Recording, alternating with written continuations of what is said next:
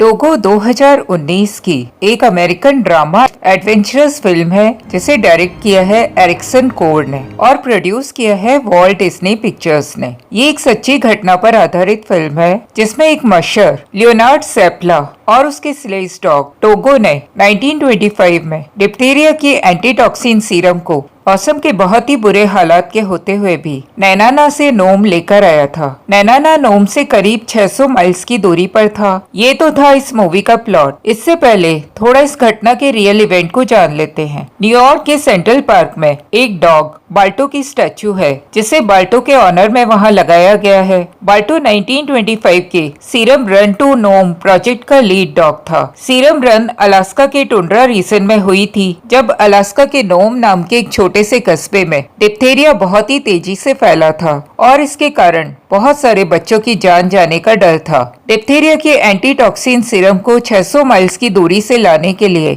एक रिले बनाई गई जिसमें 20 टीम थी। 19 टीम में हर एक ने 31 माइल की दूरी तय की, जबकि लियोनार्ड सेप्ला की टीम जिसमें लीड डॉग टोगो था उसने 264 माइल्स की दूरी तय की थी। जिस 264 माइल्स की दूरी को लियोनार्ड के लीड डॉग टोगो ने तय किया था वो अलास्का की टेराइन का बहुत ही खतरनाक हिस्सा था। ये खतरनाक हिस्सा सी के जमे हुए पार्ट नॉर्टन साउंड के ऊपर से होते हुए जाता था। इस रिले को फाइनली बाल्टो द्वारा पूरा किया गया जिसने आखिरी 31 माइल्स की दूरी तय की थी और सीरम को नोम तक पहुंचाया था। सीरम को फाइनली नोम तक पहुंचाने के कारण बाल्टो सभी का हीरो बन गया और उसके ऑनर में कई हॉलीवुड मूवीज भी बनी। कुछ मिसलीडिंग फैक्ट्स के कारण इन सभी इवेंट्स के कारण हमारे रियल हीरो टोगो के ऊपर से सभी का ध्यान हट गया। ये कहानी उसी रियल अंडरडॉग हीरो टोगो की कहानी है। टोगो एक साइबेरियन हस्की ब्रीड था। तो मूवी के और बढ़ने से पहले आपको याद दिला दूं कि अगर आपने मेरे चैनल को अभी तक सब्सक्राइब नहीं किया है तो कर दीजिए और साथ में जो बेल आइकॉन है उसे प्रेस करना मत भूलिएगा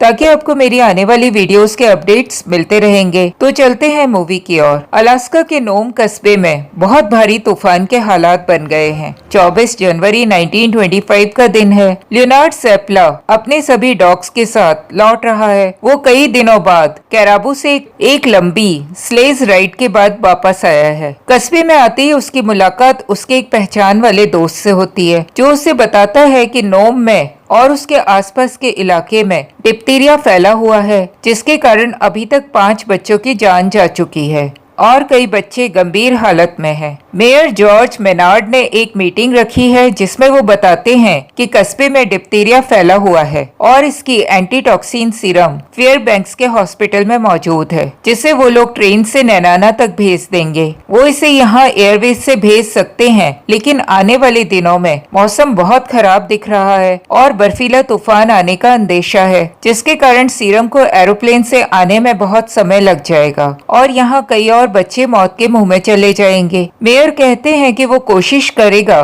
कि किसी और तरीके से सीरम नोम तक पहुंच जाए, नहीं तो सेप्ला को ही उस सीरम को लाने जाना होगा। सेप्ला उसी वक्त कैराबू से लौटा है और वो सभी को बताता है कि जब वो लौट रहा था तो उसके डॉग्स को बहुत बड़े तूफान के आने का अंदेशा हो गया था जिसके कारण उस वक्त किसी का भी बाहर जाना खतरे से खाली नहीं था। जब सेप्ला घर लौट रहा था तब वो डॉक्टर वेल्च को अपनी स्लेज पर लिफ्ट देता है। डॉक्टर वेल्च सेप्ला को बताते हैं कि जनरली किसी भी हॉस्पिटल को हमेशा रोड सिस्टम से कनेक्टेड रहना चाहिए लेकिन यहाँ ऐसा नहीं है और इस हालात में जब सभी बच्चे डिप्थीरिया से पीड़ित हैं वो किसी की भी मदद नहीं कर पा रहे हैं। डॉक्टर वेल्च के अंदर जाने के बाद सेप्ला हॉस्पिटल की खिड़की से अंदर झांक कर देखता है और उसे वहाँ बीमार मासूम बच्चे दिखाई देते हैं। वो नैनाना जाने का मन ही मन निश्चय कर लेता है। सेप्ला घर आता है और अपनी वाइफ कॉन्स्टेंस को इस प्रॉब्लम के बारे में बताता है और उसे कहता है कि शायद उसे नैनाना जाना होगा। कॉन्स्टेंस तूफान से बेखबर नहीं है।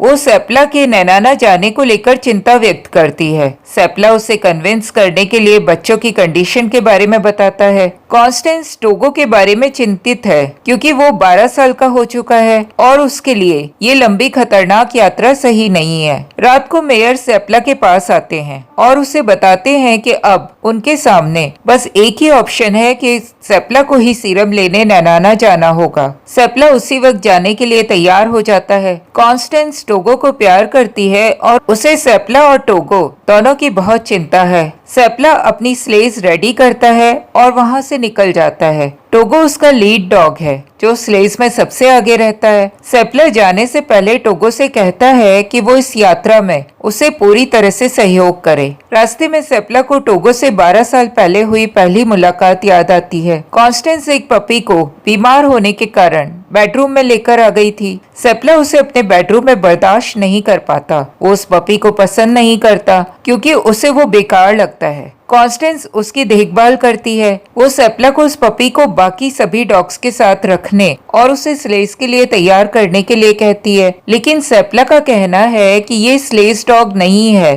सैन फ्रांसिस्को और असीसी उस जैसी ब्रीड को पसंद नहीं करेंगे और उसे मार डालेंगे। सेप्ला उस पपी को कई बार कैनाल में रखकर देख चुका है, लेकिन वो किसी न किसी तरह से बाहर आ जाता है। वो पपी बंद कर रहना नहीं चाहता, जिसके कारण सेप्ला उससे परेशान हो जाता है। वो उसे विक्टर एंडरसन को गिफ्ट कर देता है। कॉन्स्टेंस को वह पपी बहुत ही पसंद था। वो उसे विक्टर को दिया जाना पसंद नहीं करती। सेप्ला को अपने डॉग से कोई लगाव नहीं था। वो बस उन्हें काम करने वाले जानवर समझता था। वो उस पपी को विक्टर को दे देता है। पपी जाते वक्त पिंजरे में बहुत चिल्लाता है। कुछ दिनों के बाद विक्टर सेप्ला को उस पपी को वापस कर देता है क्योंकि वो इस बदमाश पपी से परेशान हो गया था। उसे वापस आया जानकर कॉन्स्टेंस बहुत खुश होती है। सेप्ला अपनी यादों से बाहर आता है। वो इस सफर का आसान रास्ता तय कर चुका है। बर्फीला तूफान चालू हो चुका है। ये लोग खतरनाक पहाड़ियों से गुजर रहे हैं। तभी अचानक स्लेज एक किनारे से फिसलना शुरू होती है और ढलान से फिसलती चली जाती है। सेप्ला एक आइस एक्स को बर्फ में फंसाकर उसे रोकने की कोशिश करता है और आखिरकार सफल हो जाता है। टोगो एकदम ढलान के किनारे आकर रुकता है। वह सेप्ला के बुलाने से वापस पलटता है और बर्फ में फिसलते हुए किसी तरह से ऊपर आता है। उसके पीछे पीछे सभी डॉग्स कोशिश करके ऊपर आते हैं और सभी इस डेंजरस सिचुएशन से बाहर निकल जाते हैं। सेप्ला सभी की हिम्मत बढ़ाता है। वह देखता है कि टोगो के पैर में चोट लग गई है। रात बहुत हो चुकी है। वह सभी रोड हाउस में रुकते हैं। वहाँ लोकल डॉक्टर एंटीक्यूथैलिक टोगो को देखकर सेप्ला को बताता है कि वो बहुत थक चुका है और उसकी उम्र को देखते हुए वो आगे का सफर शायद ही कर पाए। टोगो का घाव गर्म पानी से साफ किया जाता है। सेप्ला टोगो के बचपन को याद करता है। सेप्ला डॉग्स के कैनाल के चारों ओर जमीन खोदकर बड़े बड़े पत्थर लगा देता है और टोगो को उसमें बंद कर देता है। सेप्ला अपने डॉग्स के साथ प्रैक्टिस राइड पर चला जाता है। टोगो उसे जाते हुए देखकर सब्र नहीं कर पाता और कैनाल के अंदर की जमीन खोदने लग जाता है। वो जहाँ जहाँ खोदता है उसे वहीं एक पत्थर मिलता है, लेकिन टोगो हार नहीं मानता और खोदता जाता है। आखिरकार वो वहाँ से निकलने में किसी तरह से कामयाब हो जाता है। वो दौड़कर उस जगह जाता है जहाँ सेप्ला टेस्ट राइड कर रहा था। टोगो एक डियर को देखकर उसके पीछे दौड़ने लग जाता है। स्लेज में जुड़े हुए सभी कुत्ते उसके पीछे पीछे भागते हैं। सेप्ला उन्हें रोकने की बहुत कोशिश करता है, लेकिन वो लोग नहीं रुकते। आगे आगे टोगो दौड़ता है, पीछे पीछे उसके स्लेज में जुड़े हुए डॉग्स। टोगो के भागने की रफ्तार बहुत तेज है। आखिर तंग आकर सेप्ला उसे कैनाल से निकालकर एक बाहर के आउट हाउस में बंद कर देता है और फिर अपनी टेस्ट राइड पर निकल जाता है। अंदर जाकर टोगो अपने निकलने के लिए चारों तरफ नजर फिराकर देखता है। उसे ऊपर छत की तरफ एक छोटा सा रोशनदान नजर आता है और वह अपना दिमाग लगाकर किसी तरह से ऊपर पहुंच जाता है और उस छेद से बाहर निकलने में कामयाब हो जाता है। उसे बाहर निकलते हुए देखकर कॉन्स्टेंस बहुत हंसती है और बोलती है कि वह वाकई बहुत कमाल का कुत्ता है। सेप्ला अपनी यादों से बाहर आता है और आगे के डेस्टिनेशन के लिए रवाना हो जाता है। तूफान बहुत तेज है। सेप्ला शॉर्टकट लेने के लिए नाटन साउंड के ऊपर से जाता है। नाटन साउंड सी के ऊपर का एक हिस्सा है जो जम गया है। उनकी स्लेज जैसे जैसे इसके ऊपर से जाती है वहाँ वहाँ बर्फ टूटने लग जाती है, लेकिन टोगो रुकता नहीं है, भागता चला जाता है। तूफान बढ़ता जा रहा है, टोगो भागता जा रहा है। सेप्ला उसके इस तरह भागने को लेकर उसकी बहुत तारीफ करता है और उसे आगे बढ़ने का हौसला दिलाता है। सेप्ला रास्ते में आने वाले रेस्ट रूम में रुकता है। वहाँ का रहने वाला टोगो की बहुत तारीफ करता है और कहता है कि ये मुझे हिम्मती दिख रहा है, नहीं तो ऐसे मौसम में सभी हिम्मत हार देते हैं। सेप्ला को फिर टोगो की पुरानी बात याद आती है। एक बार सेप्ला टोगो से पीछा छुड़ाने के लिए उसे एक लेडी के पास छोड़कर आया था। टोगो ने उस मालकिन को बहुत परेशान किया और वहां रह नहीं पाया। उसने बाहर निकलने की बहुत कोशिश की और आखिर में खिड़की का शीशा तोड़कर वह वहां से भाग गया। टोगो वहां से भागकर सीधा सेप्ला के पास आया। सेप्ला उसे देखकर हैरान हो गया। उसने देखा कि टोगो के चोट लग गई है। उसे डर लगा कि उसके खून की सुगंध से कहीं कोई जानवर उसे ना मार दे। उसने उसे अपनी स्लेज में बैठा लिया, लेकिन टोगो स्लेज के सबसे आगे जाकर बैठ गया। उसे स्लेज खींचनी थी। सेप्ला के बार बार स्लेज पर बैठाने पर भी टोगो उस पर बैठ नहीं रहा था।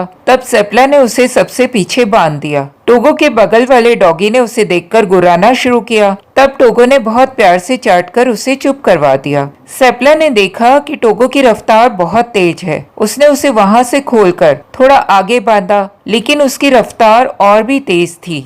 सेप्ला को समझ में आया कि ये स्लेज डॉग नहीं है, ये लीड करने वाला डॉग है। उसने टोगो को सबसे आगे बांध दिया। टोगो भी यही चाहता था, वो सभी को लीड करना चाहता था। टोगो बहुत तेजी से स्लेज को खींचता हुआ आगे भाग रहा था। इसे देखकर सेप्ला बहुत खुश हुआ। उसको टोगो से जुड़ाव महसूस होने लगा। वो टोगो को मनी मन बहुत चाहने लगा और यह देखकर उसकी वाइफ कॉन्स्टेंस भी बहुत खुश हुई। सेप्ला और टोगो में इतनी अंडरस्टैंडिंग हो गई थी कि अब टोगो ने सेप्ला के बेडरूम में घुसना बंद कर दिया था। कॉन्स्टेंस के बहुत बुलाने पर भी वह बेडरूम के अंदर नहीं गया। अब वह बहुत ही प्यारा और आज्ञाकारी डॉग हो चुका था। सेप्ला ने उसका नाम जापानीज एडमिरल हाइहेचिरो टोगो के नाम पर टोगो रख दिया। प्रेजेंट में कॉन्स्टेंस को मेयर द्वारा बुलाया जाता है। मेयर ने प्रेस में नोम की एपिडेमिक सिचुएशन के बारे में खबर कर दी थी, जिसके कारण अब हर कोई इस सिचुएशन और सिरम के बारे में बात करने लगा था। वहाँ के गवर्नर भी इसमें इन्वॉल्व हो गए थे। उन्होंने नोम से नैनाना के 600 माइल्स के डिस्टेंस को रिले के थ्रू पूरा करवाना तय किया है। नैनाना और शाक्तू लेक के बीच में आने वाले हर रोड हाउस में 14 टीम रहेंगी। हर रोड हाउस में एक मशर आने वाले मशर का वेट करेगा। नोम की तरफ 2 टीम तैयार रहेंगी और रोड हाउस में सेप्ला के आने का इंतजार करेंगी। जैसे रिले में एक खिलाड़ी आगे मौजूद खिलाड़ी को हाथ में पकड़ा हुआ ऑब्जेक्ट दे देता है, उसी तरह अलग अलग डेस्टिनेशन पर नोम और नैनाना के बीच मशर्स मौजूद रहेंगे और वो सिरम को एक जगह से ले जाकर दूसरे मशर को आगे ले जाने के लिए सौंप देंगे। कॉन्स्टेंस को मेयर गवर्नर के इस फैसले के बारे में बताता है और उससे आखिरी रास्ते को तय करने के लिए एक स्लेज मशर के साथ तैयार करने के लिए कहता है। कॉन्स्टेंस समझ नहीं पाती कि वो लोग ऐसा क्यों कर रहे हैं। इसके बारे में सेप्ला को भी जानकारी नहीं थी। उसे निकले हुए काफी समय हो चुका था। वो सोचती है कि सेप्ला इसके बारे में कैसे जान पाएगा। गवर्नर का अंदाजा है कि सेप्ला अभी तक कोयूक के आसपास होगा और जब वो शाक्तू लेक पहुंचेगा वहां ऑलरेडी एक मशर सिरम के साथ उसका वेट कर रहा होगा। सेप्ला को लंबा रास्ता तय नहीं करना पड़ेगा। कॉन्स्टेंस का मानना है कि इस वक्त सेप्ला शाक्तू लेक में होगा। उसने शॉर्ट रास्ता लिया होगा जो कि सिर्फ 20 माइल्स का है और नोटोन बे के ऊपर से जाता है, जबकि अगर वो कोयूक से घूमकर जाएगा तो उसे वही रास्ता 90 माइल्स का पड़ेगा और इस तरह वो समय से एक दिन पहले ही शाक्तू लेक पहुंच चुका होगा। वो सभी एक मशर हेनरी इवानोव को यह जिम्मेदारी देते हैं कि वह सेप्ला को ढूंढे और उसे सिरम आगे ले जाने के लिए सौंप दे। हेनरी सेप्ला को नैनाना के पहले ही रास्ते में देख लेता है। वो उसे आवाज देता है। सेप्ला बहुत थका हुआ है और नींद में है, इसीलिए वो हेनरी की आवाज नहीं सुन पाता, जबकि टोगो को महसूस हो जाता है कि कोई सेप्ला को आवाज दे रहा है। वो आगे जाकर स्लेज को रोक देता है। सेप्ला की हेनरी से मुलाकात होती है और वो उसे रोड हाउस ले जाता है, जहाँ सेप्ला को सीरम मिल जाता है। वो रोड हाउस में रुकता है, तब उसे पता चलता है कि सीरम को रिले के थ्रू ले जाया जा रहा है, जिसे बिल शैनोन ने नैनाना से शुरू किया था और उसके डॉग्स बहुत ही बुरी तरह से थक गए थे। टोलोवाना में उसने सीरम ईद कलैंड्स को सौंप दी थी। उसके हाथ बर्फ से जम गए थे और उन्हें उसके ऊपर गर्म पानी डालना पड़ा था। वो सभी सेप्ला को कहते हैं कि वो और उसके डॉग्स बहुत बहादुर हैं। सेप्ला को याद आता है कि कैसे एक बार वो टोगो की वजह से स्लेज चैंपियनशिप जीता था और उसे $5000 का इनाम मिला था। सेप्ला वापस नॉम की ओर रवाना हो जाता है। उसे नॉर्टन बे के रास्ते से ही आगे जाना है। वहाँ अभी बर्फ पूरी तरह से पिघली नहीं है। सीरम को समय से आगे पहुँचाना है। नॉर्थ बे की बर्फ कई जगह से टूट चुकी है। उसमें काफी बड़ी बड़ी दरारें आ गई है। टोगो सेप्ला के हौसला बढ़ाने पर काफी आगे निकल जाता है। आखिरी किनारे पर दरार बहुत बड़ी हो जाती है। सेप्ला जोर से टोगो को दूसरे किनारे उछाल देता है। दूसरी ओर जाकर टोगो जोर लगाता है और सभी डॉग्स किनारे आ जाते हैं। आखिर में सेप्ला भी कूदकर किनारे आ जाता है। सेप्ला रोड हाउस आकर रुकता है। टोगो की हालत बहुत ही खराब है,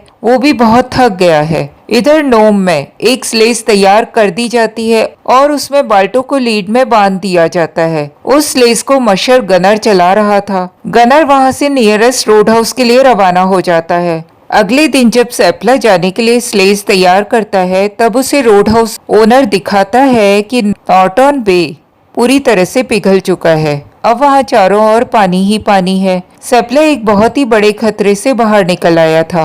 वो रवाना होते वक्त टोगो को स्लेज में बैठाना चाहता है, लेकिन टोगो अभी भी स्लेज को लीड करना चाहता है। चारों ओर बर्फीला तूफान चल रहा है। रास्ता बहुत ही मुश्किल है।